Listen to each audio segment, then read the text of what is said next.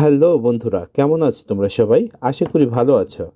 বন্ধুরা, বাংলাদেশ এবং ভারত সম্পর্ক ইদানিং একেবারেই তলানিতে পৌঁছেছে। দুই দেশের মধ্যে সম্পর্ক ক্রমাগতভাবে আরও বেশি বেশি অবনতি হচ্ছে। বাংলাদেশের একটি পক্ষ ভারতের সাথে সবসময় ভালো সম্পর্ক রাখার বিপরীত অবস্থান নিয়েছে এবং ভারতেরও একটি পক্ষ বাংলাদেশের সাথে সম্পর্ক রাখার বিপরীতে দাঁড়িয়েছে সবসময়।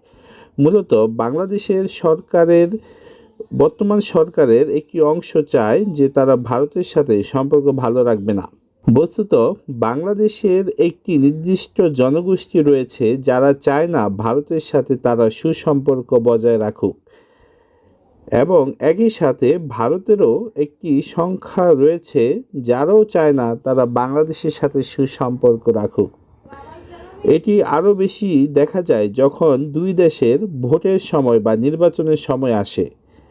বাংলাদেশের ক্ষেত্রে নির্বাচনের সবচাইতে সস্তা প্রচার হলো ভারত বিরোধী মনোভাব পোষণ করে প্রচার করা।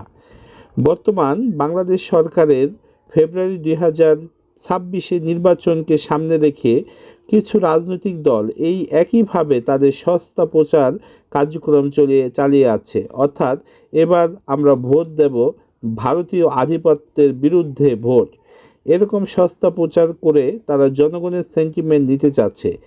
একইভাবে একই রকম সেন্টিমেন্ট আমরা ভারতের নির্বাচনের সময় দেখতে পাই। মোদি সরকার যখন নির্বাচনে নেমেছিলেন তখন তাদের প্রচারণার মধ্যে অন্যতম ছিল হিন্দুত্ববাদ, অর্থাৎ তারা মুসলিম ভাইদেরকে বিভিন্ন সময় বিভিন্নভাবে দাঙ্গার শিকার করে তারা সেই বিষয়গুলো নির্বাচন আগে ফুটিয়ে তুলেছে, যাতে করে তাদের হিন্দুত্ববাদের কথা বলে তারা নির্বাচনের ক্ষেত্রে কিছুটা সুবিধা পায় এবং তাদের ভোট সংখ্যা বাড়াতে পারে। তো বন্ধুরা, যদি এমন হয় যে বাংলাদেশ ভারত সম্পর্ক একেবারে খারাপ হয়ে গেল এবং বাংলাদেশ ও ভারতের মধ্যে একটি যুদ্ধ অবস্থা সৃষ্টি হলো, তো সেই রকম পরিস্থিতি অবনীত হলে তো আসলে বাংলাদেশ ও ভারতের অবস্থা কি হবে? অর্থাৎ সোজা বাংলায় আমরা যদি বলি যে বাংলাদেশ এবং ভারতের মধ্যে একটি যুদ্ধ যদি লেগেই যায়, সেই যুদ্ধের সম্ভাব্য পরিণতি কী? তো আমরা আজকে সেই পরিণতি বা সম্ভাব্য প্রভাব নিয়েই আমরা আলোচনা করব। তো বন্ধুরা, আপনারা সাথেই থাকেন। বাংলাদেশ এবং ভারত দুই দেশ বাণিজ্যিক দিক থেকে একে অপরের সাথে নিবিড়ভাবে জড়িত। যদি এমন কোনো কারণে বাংলাদেশ এবং ভারতের মধ্যে যুদ্ধ লেগেই যায়, তখন কিন্তু সবচাইতে বেশি ক্ষতিগ্রস্ত হবে দুই দেশের বাণিজ্য। বাংলাদেশ চাইলেও কিন্তু ভারতের পণ্য বয়কট করতে পারবে না। বাংলাদেশের তৌহিদি জনতা নামে একটি গোষ্ঠী যারা নিয়মিত লাফালাফি করে বয়কট ইন্ডিয়া বয়কট ইন্ডিয়া, কিন্তু তারা কোনো ক্রমেই কিন্তু এই ইন্ডিয়াকে বয়কট করতে পারবে না, কারণ তাদের এই রকম অল্টারনেটিভ কিন্তু এখনও হয়ে ওঠেনি। আর অল্টারনেটিভ হয়ে উঠলেও আপনি মিশর থেকে পেঁয়াজ আমদানি করবেন ভারতের পেঁয়াজের পরিবর্তে, পাকিস্তান থেকে পেঁয়াজ আমদানি করবেন ভারতীয় পেঁয়াজের পরিবর্তে, আপনি আমদানি করতেই পারেন, কিন্তু ভাই আমদানির মধ্যে যে খরচ হবে সেই খরচ দিয়ে আপনার টোটাল আমদানি বাণিজ্য আপনার পোষাবে না। তো বাংলাদেশ চাইলেই কিন্তু তাদের বাণিজ্য ভারতের সাথে বন্ধ রাখতে পারে না বা ভারতের বয়কট করতে পারে না। আর যুদ্ধ যদি লেগেই যায়, যদি এই রকম বাণিজ্য ক্ষতিগ্রস্ত হয়, তাহলে কিন্তু বাঙালি অর্থাৎ বাংলাদেশি মানুষ আমরা যারা আছি তারা কিন্তু অনেকটা না খেয়ে মরার অবস্থা হবে। তখন দেখা যাবে হাতে পায়ে আর দাদাদের হাতে পায়ে ধরা ছাড়া আমাদের অন্য কোনো বিকল্প থাকবে না। একইভাবে ভারত কিন্তু এই বাণিজ্য ক্ষতিগ্রস্ত হলে ভারতের নিজেরও কিন্তু ক্ষতি হবে। আপনারা জানেন যে বাংলাদেশ হলো ভারতীয় রপ্তানির ক্ষেত্রে ভারতীয় রপ্তানি পণ্যের পঞ্চম ঠিকানা হলো বাংলাদেশ। সারা বিশ্বে ভারত যত রপ্তানি করে তার মধ্যে পঞ্চম স্থান দখল করে আছে বাংলাদেশ। ভারত তাদের মোট রপ্তানির 2.5% বাংলাদেশে রপ্তানি করে থাকে। তো যুদ্ধের কারণে যদি আমদানি রপ্তানি বন্ধ হয়, তাহলে কিন্তু ভারত নিজেও এর ক্ষতির সম্মুখীন হবে।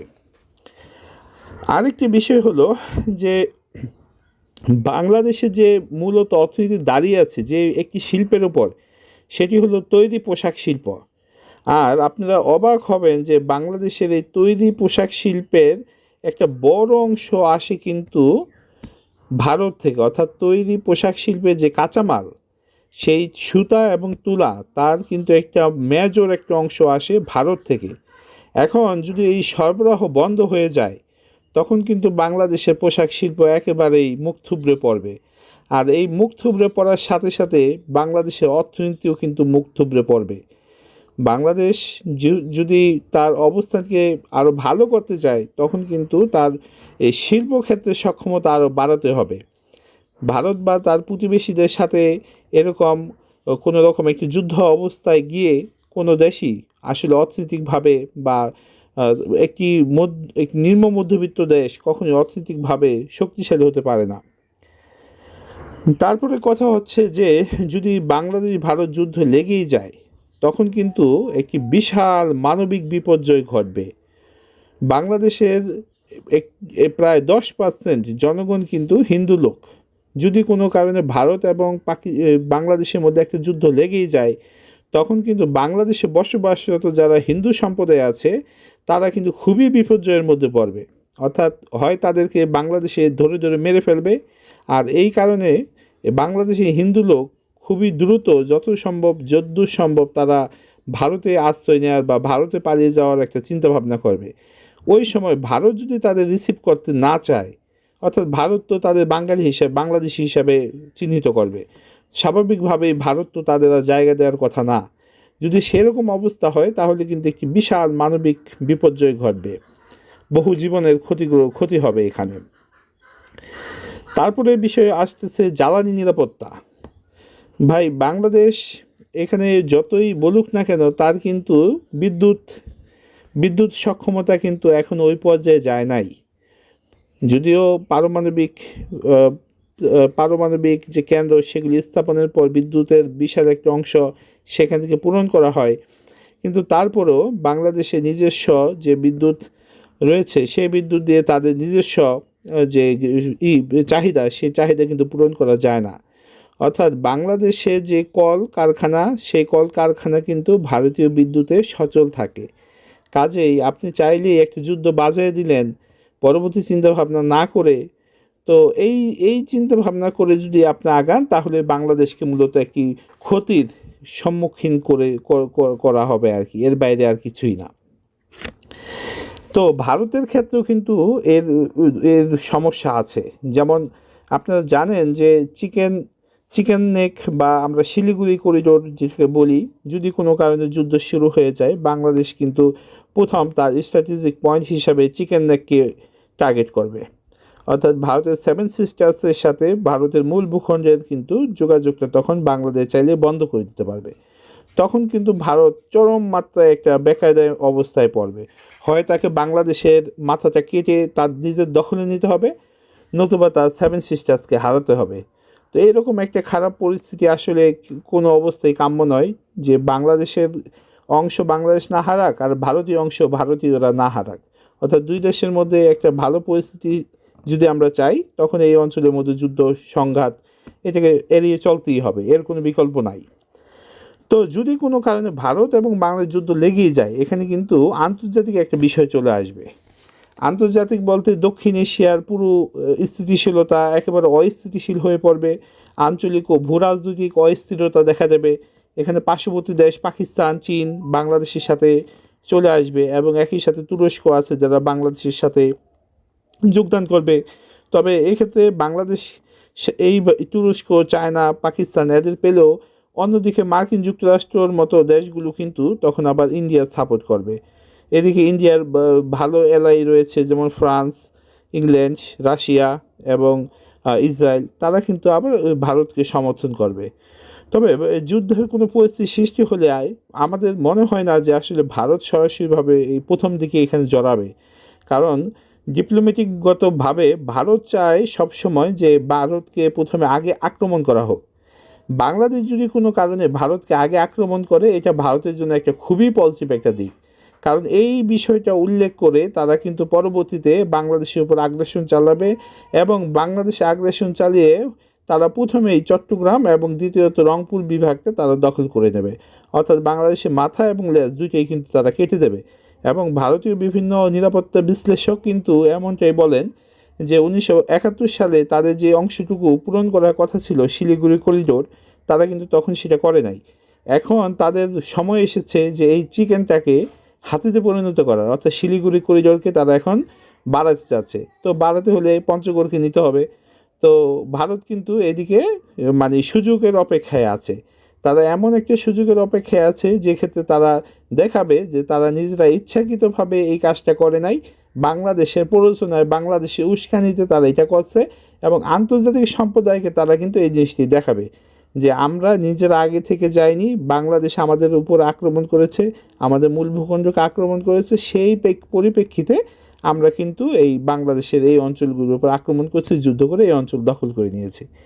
তো এই ব্যাপারে কিন্তু বাংলাদেশকে সতর্ক থাকতে হবে যে আপনার আবেগ দিয়ে ভাই সব কিছু হয় না।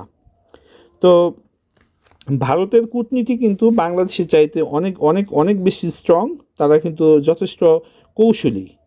তো আরও কিছু বিষয় এখানে আছে, যেমন যেটা ভবিষ্যতে হবে, গঙ্গা তিস্তা এর পানি, সীমান্ত হত্যা বা বাণিজ্য চুক্তি, এই বিষয়গুলো কিন্তু যুদ্ধ বিধ্বস্ত কোনো একটা পরিস্থিতি উদ্ভব হলে সেইগুলো কিন্তু বাতিল হয়ে যাবে। ভারত যদি আপনাদের পানি না দেয়, এরকম যুদ্ধের একটা বিষয় উল্লেখ করে যে যুদ্ধের অবস্থা উন্নত হয়েছে এই জন্য আমরা এখন পানি দিচ্ছি না, বাংলাদেশের সাথে সম্পর্ক শেষ, তখন কিন্তু বাংলাদেশ বেশ বেকায়দায় পড়ে যাবে।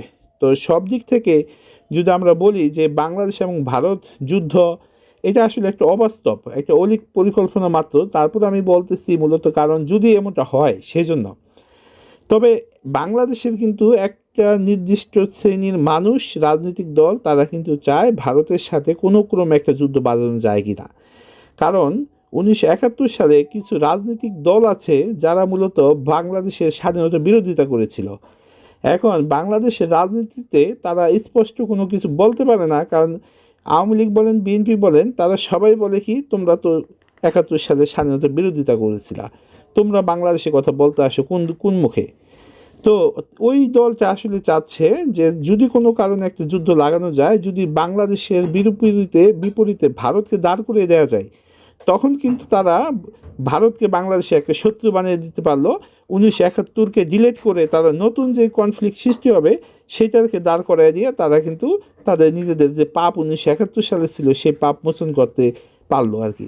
তো এই পয়েন্টের কারণেই কিন্তু ওই দল চায় যে তারা ভবিষ্যতে বাংলাদেশে নতুন করে স্বাধীনতা অর্জন করতে।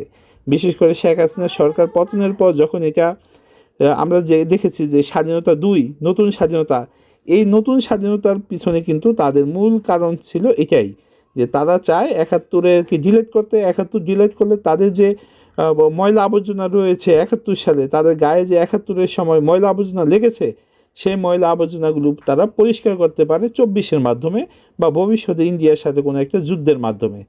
মূলত দুই দেশের জনগণ কেউই চায় না যুদ্ধ বিগ্রহ। তবে এক্ষেত্রে ভারত একটি বৃহত্তর দেশ, তারা ক্ষমতাসীন দেশ, সারা বিশ্বের মধ্যে চতুর্থ সামরিক ক্ষমতাশালী দেশ।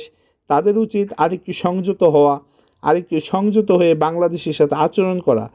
কারণ বিভিন্ন সময় আমরা দেখেছি যে ভারতীয় বিভিন্ন চুক্তিগুলি সবসময় ভারতের পক্ষে গিয়েছে, বাংলাদেশের পক্ষে খুব কমে এসেছে, বা পানি বন্টনের ক্ষেত্রেও বাংলাদেশ তার ন্যায্য প্রাপ্য অংশ বাংলাদেশকে পায়নি বা বাংলাদেশে দেওয়া হয়নি। তো এই ছোটো ছোটো বিষয়গুলোর কারণে কিন্তু বাঙালিদের মধ্যে একটি বিরূপ মনোভাব রয়েছে ভারতীয় বিপরীতে। আর আরেকটা বিরূপ মনোভাব রয়েছে, সেটা হলো ধর্মীয় কারণে, যে কঠোর কিছু ওই ডানপন্থী কিছু মানুষ আছে, ধার্মিক আছে বাংলাদেশি, আসলে ধার্মিক বলবো না কারণ কোনো ধর্মেই আসলে এরকমটা বলে না। তো তারা আসলে ওই বাইবন তারা চিনে যে ভারত বিরোধিতা করতে হবে, মানে ভারত আমাদের জাতশত্রু, চিরশত্রু। ভাই এইগুলো দিয়ে তো আন্তর্জাতিক রাজনীতি চলে না। আপনি যত এইরকম আন্তর্জাতিক রাজনীতি করতে যাবেন এইরকম মনোভাব নিয়ে, আপনি নিজে তত একা হয়ে পড়বেন। তো আমি আশা করি যে বাংলাদেশ ভারত সম্পর্ক ভালো হবে। এক্ষেত্রে বাংলাদেশ এবং ভারত দুই দেশের মধ্যেই, দুই দেশ থেকেই যথেষ্ট রেসপন্স করতে। তো আন্তর্জাতিক বিষয়ের ক্ষেত্রে বাংলাদেশের উচিত বাংলাদেশের জন্য কাজ করা, বাংলাদেশের উচিত ভারতের সাথে দ্বিপাক্ষিক বিভিন্ন চুক্তিগুলো করা এমনভাবে যেটা তার সার্বভৌমত্বের জন্য এবং বাংলাদেশের জন্য সবচেয়ে ভালো সুফল বয়ে আনে। তো আজকে বন্ধুরা এই পর্যন্তই, দেখা হবে তাহলে পরবর্তী কোনো ভিডিওতে। সেই পর্যন্ত সবাই ভালো থাকবেন। আর যদি পারেন ভাই আমার চ্যানেলকে একটু সাবস্ক্রাইব করেন, এতটুকু আপনাদের কাছে রিকোয়েস্ট। তো ভালো থাকবেন সবাই, ধন্যবাদ, আসসালামু আলাইকুম।